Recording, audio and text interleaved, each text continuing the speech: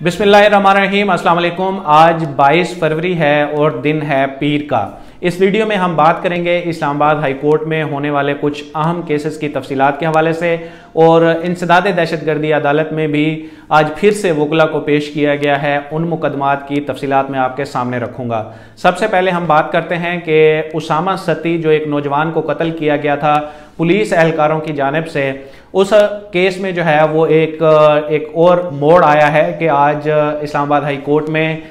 मकतूल के वालिद की जानिब से एक दरख्वास्त दायर की गई है। 12 पॉइंट्स इस दरख्वास्त के हैं, जिसमें जो है अदालत से इस्तदा की गई है कि जो JIT बनाई गई थी और जो जुडिशल इंक्वायरी हुई है वो रिपोर्ट अभी तक हमें दी नहीं जा रही। इसमें जो है वो मकतूल के वालिद की जानिब से ये शुबा जाहिर किया गया है कि चूँकि जो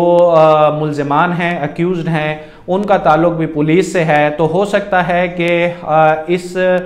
सारे मुकदमे के जो फैक्ट हैं इनको डिस्ट्रॉयड करने की कोशिश की जाए, इनको तब्दील करने की कोशिश की जाए, और अपने पेटी भाइयों को बचाने के लिए जो है वो कोशिश की जा सकती है। और ये उसामा के वालिद की जानिब से इस दरख्वास्त में ये लिखा गया है कि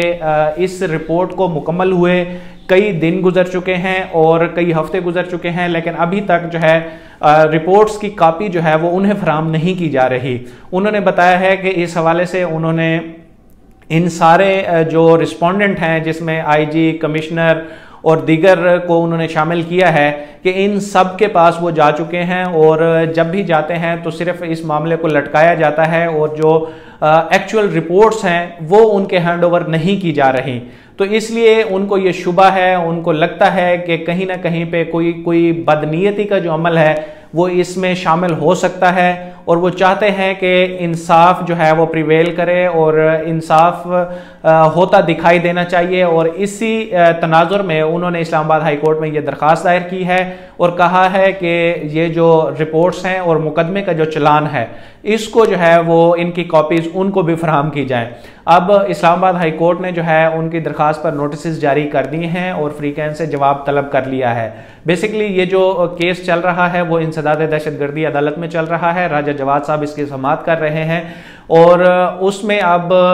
5 मार्च की आई थिंक डेट जो है वो फिक्स की गई है इन मुल्ज़मान के खिलाफ जो है फर्द जुर्म आयद करने की। जो ये ATC के लड़के थे जो इस सारे मामले में जिनको मुलविस करार दिया गया है, और फिर अब वो अभी तक जो है वो जुडिशल रिमांड पर हैं, लेकिन अब अदालत ने जो है उन पर फर्द जुर्म आयद करने के लिए 5 फरवरी की तारीख जो है वो मुकर्रर की है।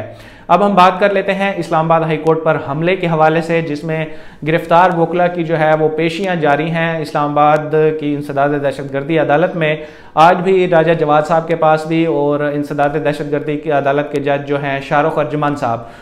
इन दोनों अदालतों में जो है इन वकला के केसेस समाअत के लिए लगे हुए थे, लेकिन शाहरुख अर्जुमान साहब जो हैं वो आज छुट्टी पर थे, इसलिए उनकी अदालत में जो केस की समाअत होनी थी, एडवोकेट नजमुल हसन जो है उनको पेश भी किया गया बड़ी सख्त सिक्योरिटी में, लेकिन चूंकि वो छुट्टी पर थे तो उसमें जो है वो समाअत नहीं हो सकी। एक और वकील हैं, उनकी दरख्वास्त जमानत उनकी अदालत में लगी हुई थी, तो उसकी भी जो समाअत है वो बगैर किसी कार्रवाई के मुलतवी हो गई है। लेकिन राजा जवाद साहब के पास लियाकत कम्बो और दीगर जो वकला हैं इनके केसेस यहाँ पे इनकी अदालत में उनकी समाअत होना थी, लेकिन यहाँ पे ये जो मुल्ज़मान वकला हैं इनको जो इनके केसेस की पैरवी कर रहे हैं दीगर वकला, उनकी जानिब से ये इस्तदा की गई है कि उनको मज़ीद तैयारी के लिए जो है वो वक्त दिया जाए, क्योंकि उन्होंने आर्गूमेंट्स तैयार नहीं किए हुए थे। तो अदालत ने उनकी जो प्रेयर है वो कबूल करते हुए इन केसेस की समाअत 24 फरवरी तक जो है वो मुलतवी कर दी है। यहाँ पर मैं आपको ये बताना चाहूँ कि जो इस्लामाबाद हाई कोर्ट का हुक्म आया था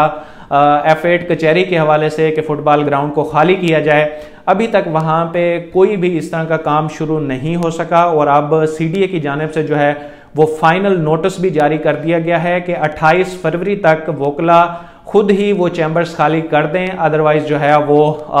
इंतज़ामिया की जो मशीनरी है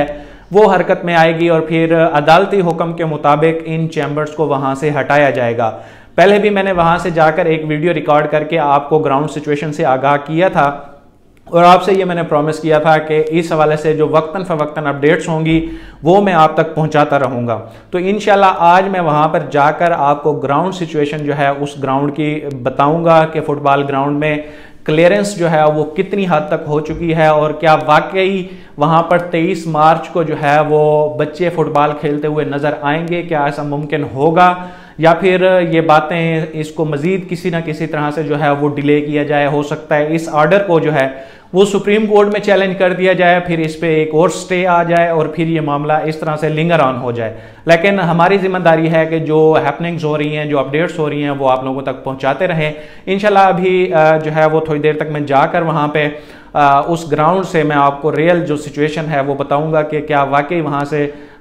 जो वकला हैं या बार काउंसिल है वो अपनी जिम्मेदारी निभा रही है जो कोर्ट की जानिब से उनके कंधों पर डाली गई है और उन चैम्बर्स को वहाँ से हटाया जा रहा है या वो वहीं वैसे के वैसे मौजूद हैं। तो इंशाल्लाह मज़ीद भी जो अपडेट्स होंगी वो आपके साथ शेयर करेंगे।